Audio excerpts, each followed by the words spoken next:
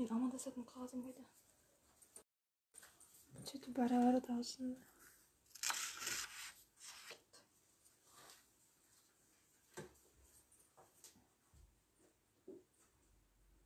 Қайда кеттің?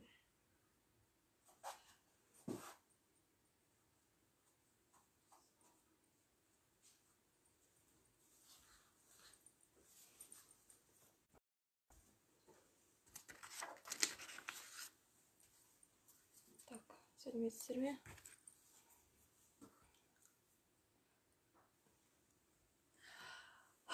Дальше.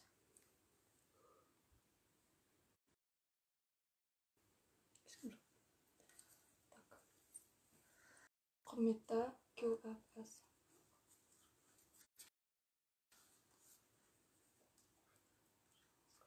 Сен сақтадың ба?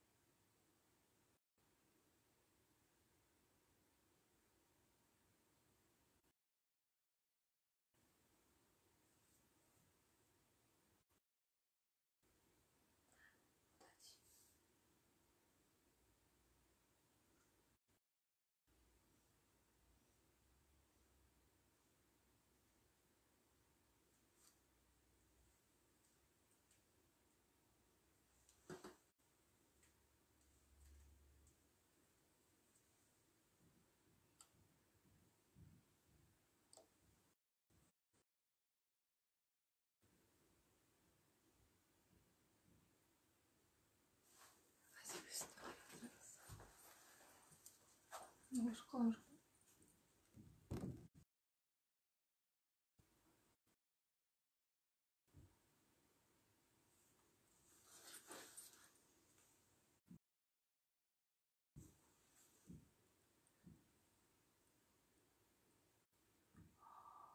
Ойбай қосылмай тұр әке.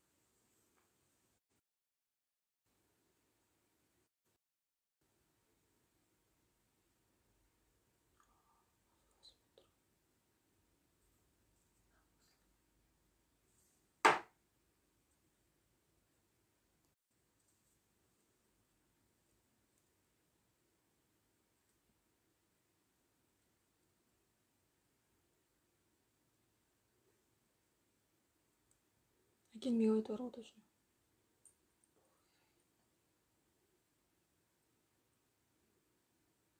Kaosatına bir.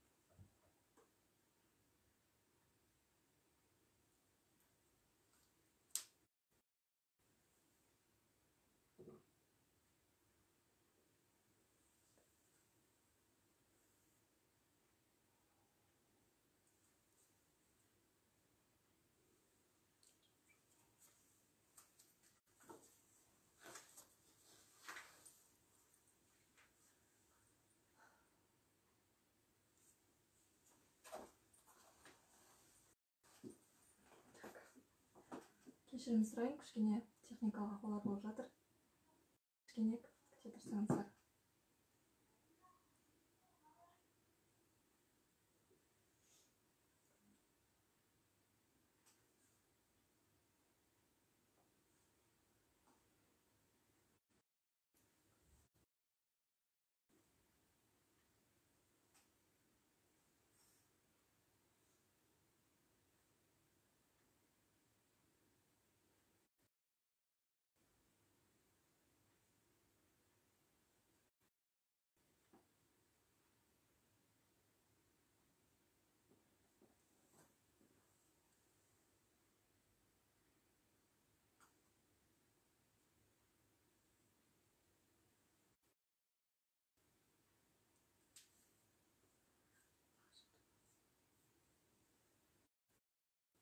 Короче.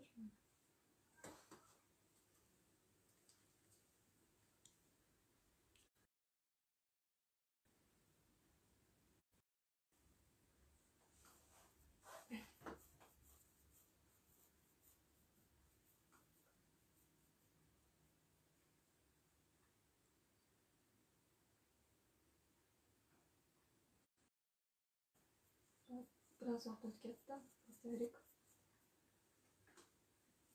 Сәлеметсіздер ме? Құрметті QFS Қазақ фольклор мектебінің оқырмандары және де ұстаздар, оқушылар. Сасырнай маман ретінде есімім Жайлауқызы Гүлферuz болады. Осы кезекті онлайн дәрісімізді жалғастырамын. Дәрісіміздің басында өзім Сасырнай аспабымен бір шығарма орындап бергім келіп тұр. Қуаныш Жұмағалидың Күзгі әуен шығармасын қабыл алыңыздар.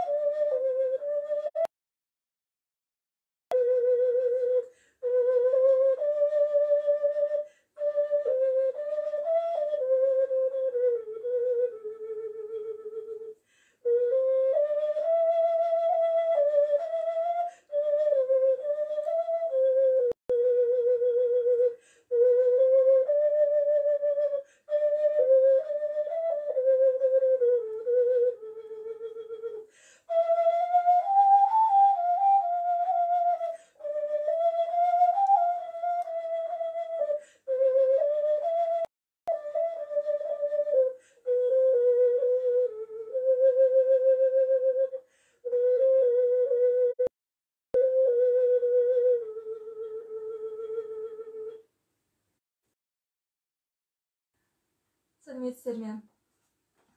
Қайырлы кеш.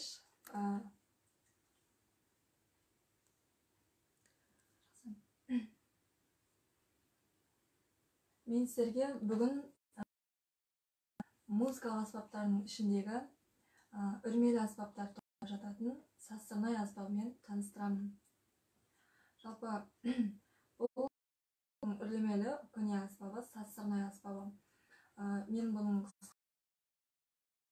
отырып, сазсырнай аспабы жалпы ең Отырар қаласындағы қазба жұмыстарынан табылды. Орта ғасырда, сол 70-ші жылдары Болат Сарбаевтың қолына тиген белгілі ғалым, этнограф, өнертанушы Болат Сарбаев осы аспаптың қайта дүниеге келіп десек болады, қайта аспапты оралтып, дамуына үлкен зерттеулер жасап, сол кісіні байланыстырамыз. Жалпы қазақтың көп аймақтардан осы аспаптың түрлерін тауып, оларды жинақтап, бір келтіріп, сазсырнай аспабының классификациясын жасаған. Жаңа айтып өткендей, аспаптың жалпы алғашқы нұсқасы Түркістан облысы Шәуілдір ауылына жақын жерде орналасқан Отырар сарайшығында, Отырар қаласы. Сол 1967 жылдары белгілі жазушы Дүкенбай Досжанов деген арқасында осы көне сазсырнай аспабы Болат Сарбаевтың қолына түседі. Ол кісі осы аспапты еліміздің түрлі жерінен аспап іздеп тауып, қайта жүйелеп, сипаттап береді. Және осы оңтүстіктен табылған аспап, оңтүстік жерінен табылған аспап, сол жердегі көне жергілікті қариялар бұл аспапты деп атайды екен. Неге десеңіз, сол Отырар қаласының бұрынғы атауы Фараб болса керек. Сол Фараб жерінен шыққан Әл-Фараби, математик, сондай музыка ғылымына да қосқан үлесі өте зор. Оны айта кетсек, китап Әл-Мусрика Әл-Хадир деген еңбегі. Және де сол аймақта музыкалық қорық мұражай бар екен, мемлекеттік мұражай бар. Сол мұражайда кейінгі табылған жаңа атап өткен Отырар қаласында табылған сазсырнай аспабының алғашқы түрі ол Алматы қаласындағы Ықылас Дүкенұлы атындағы халық аспаптар музейінде сақтаулы. Ол жерде сол алғашқы сазсырнайдан бастап қазіргі шеберлердің сазсырнайының түрлері, 15 шақты түрлері сол музейде сақталған. Және де осы аспап туралы тағы да бір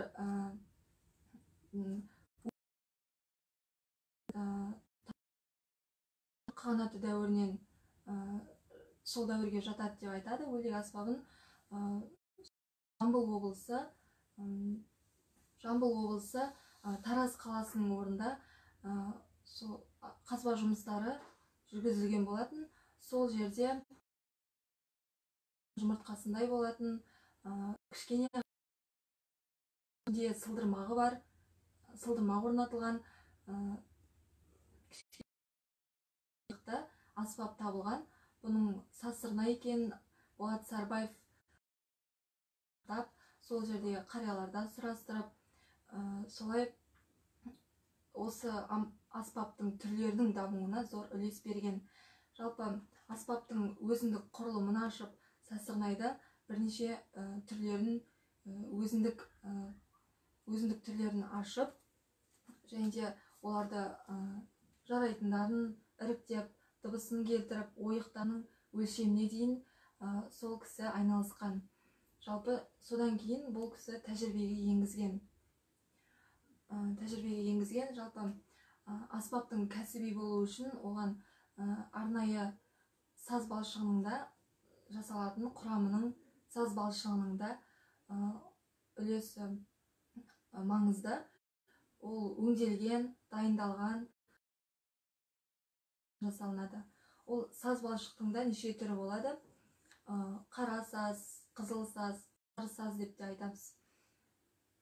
Сондай түрлер бар. Жалпы Болат Сарбаевты біз ол кісінің атын қай жерде болса да айтудан шаршамаймыз.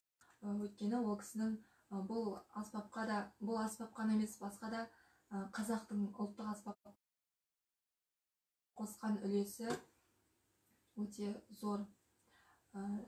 Және де осы сасырнай аспабын халық әуенін орындап берейін сіздерге, қабыл алыңыздар. Балқадиша.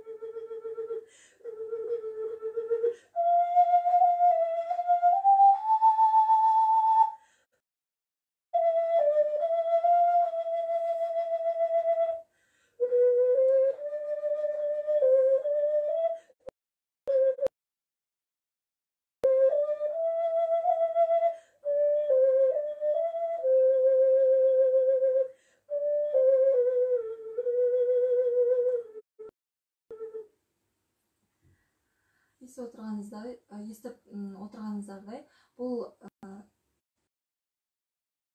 қоңыр қоюлығымен, өзінің әуезді жағымды дауысымен бұл аспап бір өзіндік орнымен ерекшеленеді басқа аспаптардан. Жалпы саз балшықтан аспап бұл акарина тектес, үрмелі аспаптар, акарина тектес аспаптар тобына жатады. Жалпы акарина тектес аспаптар ерекшелігімен бір-бірімен тұрады. Олардың басқа аспаптардан айырмашылығын айта кететін болсам, көлемі, пішімі, дыбыс алу ойықтарының орналасу қойылымы, аппликатура дейміз, және де дыбыс үрлеу ойығының да ерекше орналасуымен аспаптардан дараланады. Жалпы бұл сасырнай аспабы қазір фольклорлық халық аспаптар оркестрінен бастап көптеген этнографиялық оркестрлердің құрамында қолданылып жүр. Айта кететін болсақ, ең алғаш Болат Сарбаев фольклорлық этнографиялық отырар сазы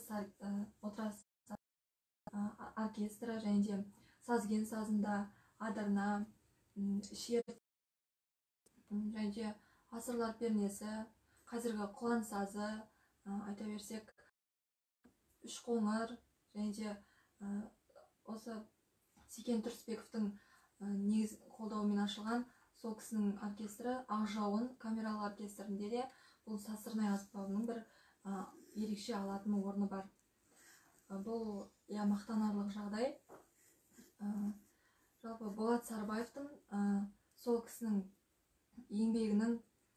еңбектеріне сүйене отырып, сасырнай аспабын түрлері бар екенін біліп, және де түрлеріне белгілі бір тондық дыбыс беріп, сол аспаптардың диапазонын кеңейту мақсатында қазіргі таңда шеберлер сол сасырнай аспабының көптеген түрлерін жасауда.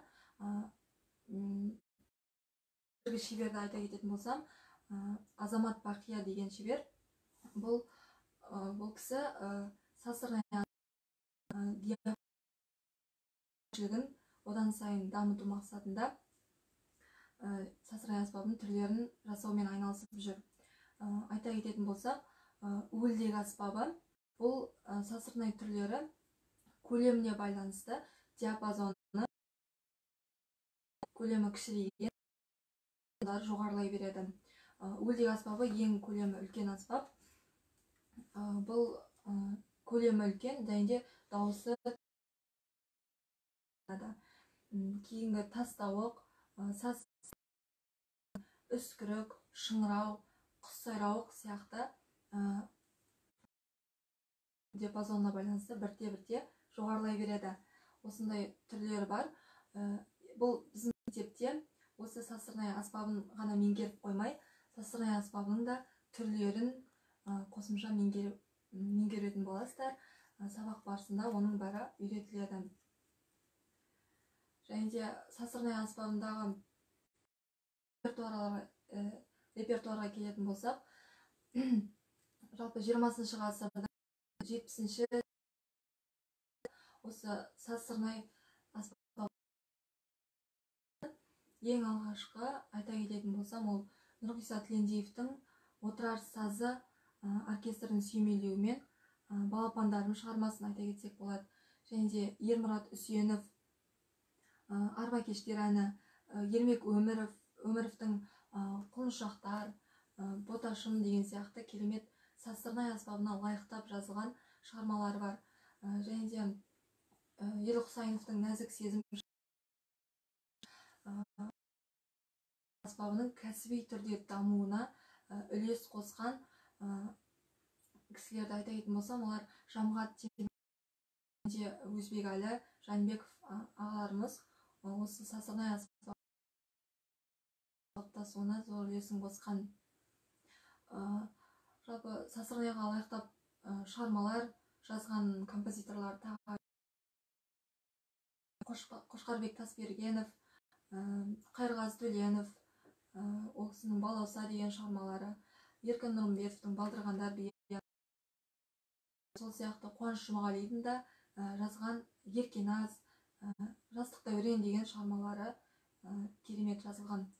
Солардың ішінде өзіме жақыны осы оркестрлермен, ансамбльдермен, сүйемелдеумен ойнап жүрген кішкентай шығармасын орындап берейін.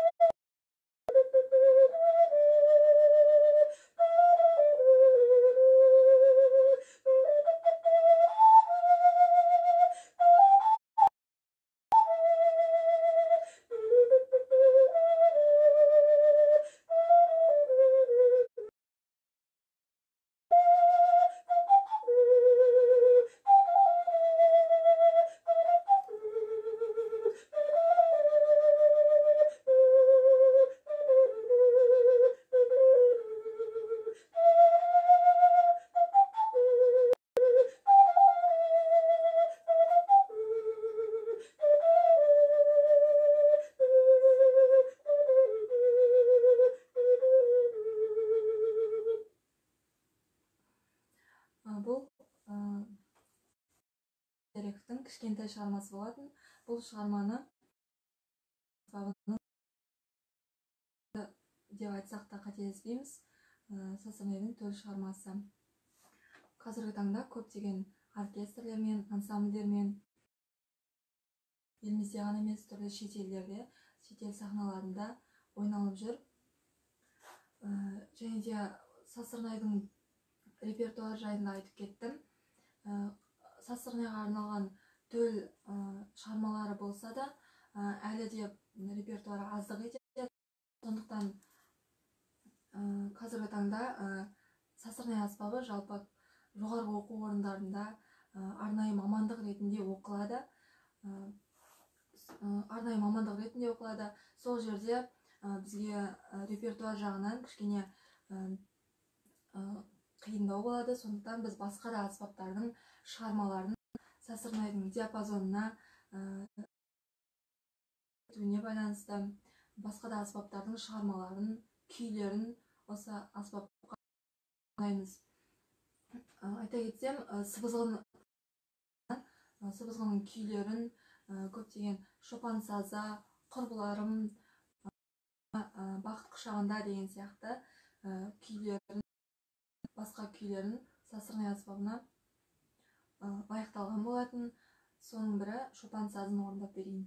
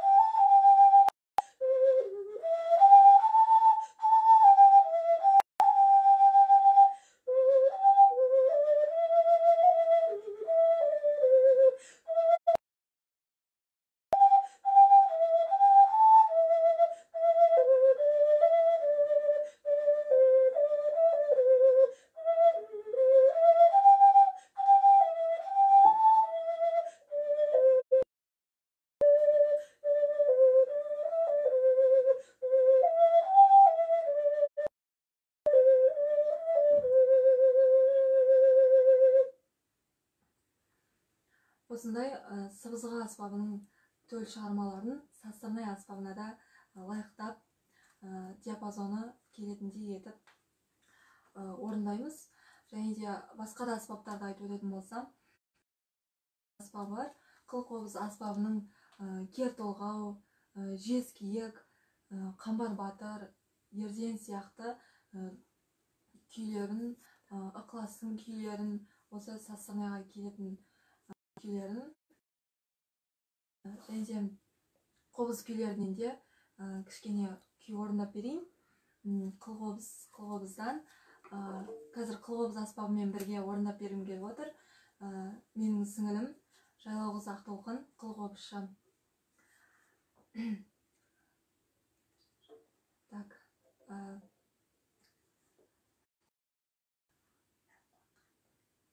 Айқуат Қазақбайдың Жаппас қобыз шығармасынан бір үзінді қабыл алыңыздар.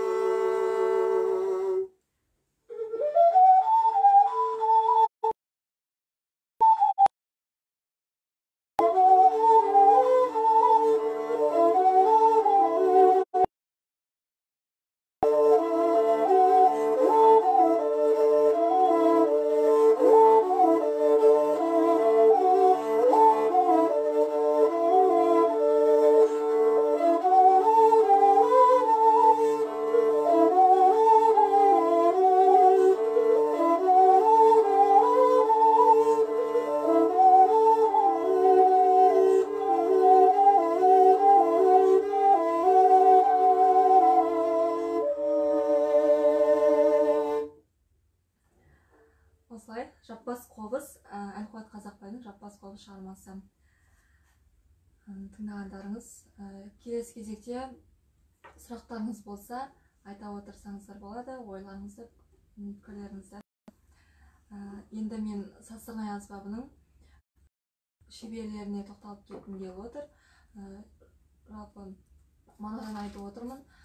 Болат Сарбаев ең алғашқы зерттеуші ретінде, аспапты қалпына келтіруші ретінде, әрине ең алғашқы Болат Сарбаев, Балапаш Анешев және де сол кісілер ең алғашқы сазсырнай үскірік аспаптарын қайта қалпына келтіріп ерекше үлес қосқан.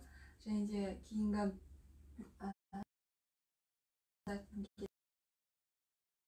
қазір сазсырнай аспабының қазіргі таңда кәсіби түрде аспап болуына, кәсіби тұрғыда дамуына өзіндік көмегін тигізген.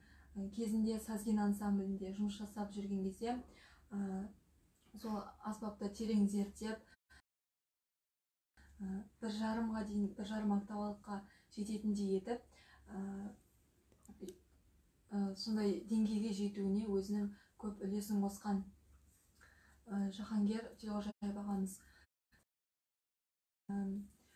Абай Рысбаев ағамыз айтқым келеді. Қайырғазы Төлен, Таласов Жайлау, және де Азамат Бақия, жаңа айтып өттім. Қазіргі Ержан Мұқышев сияқты жас шеберлеріміз бар. Қазіргі таңда сазсырнай аспабы айтып өткендей консерватория қабырғасында мамандық ретінде оқылады. Сол жердегі біздің ұстазымыз, аға оқытушы Гүлфәруз Далбағай Есімханқызын айтқым келеді. Ол кісі көптеген сазсырнай мамандарын дайындаумен айналысып, сол консерватория қабырғасында сазсырнай аспабын дәріптеп жүрген бірден бір. Гүлфәруз Далбағайдың менің ол кісімен тығыз байланысты десем болады. Бұл туралы да бір қызықты ақпарат айтып өткім келіп отыр. Менің есімім Гүлфәруз болып қойылуына себепші сол Гүлфәруз Далбағай менің ұстазым болатын.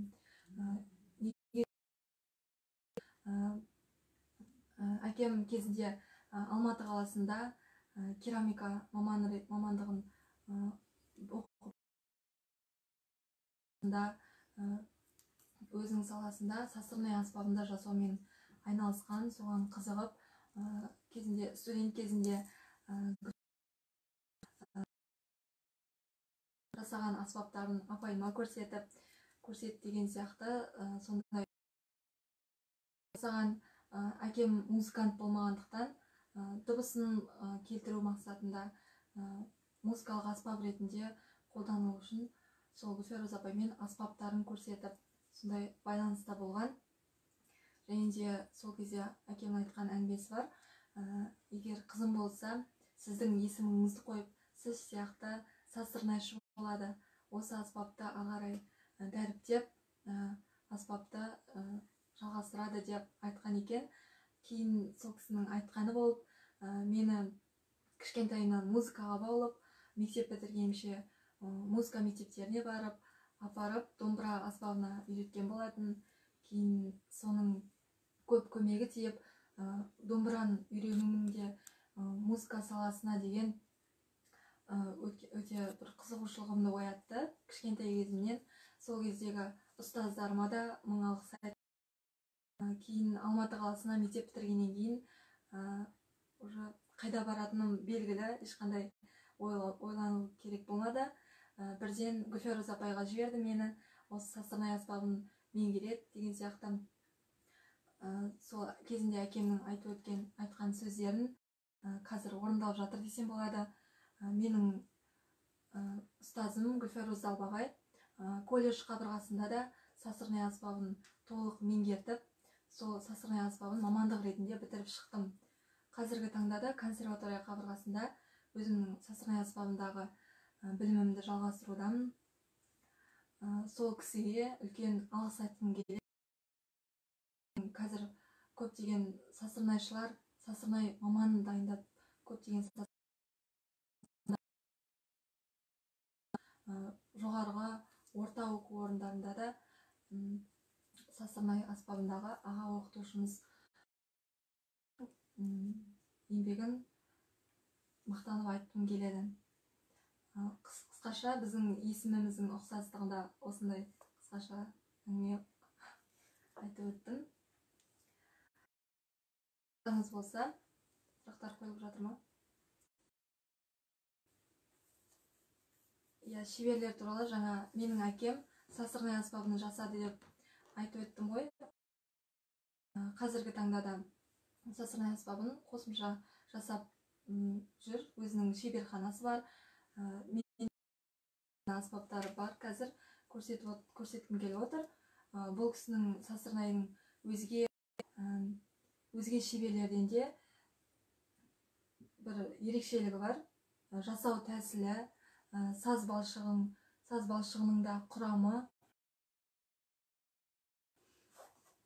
Басқа шеберлердікін айта кететін болсам, ол кісілердің жасау тәсілі мүлдем бөлек. Ол кісілер қалып болады арнайы сасырнай аспабына. Соған дайын кәдімгі қалыпқа келетін саз балшықты дайындап алып, сол қалыпқа жабыстыру арқылы аспап дейді.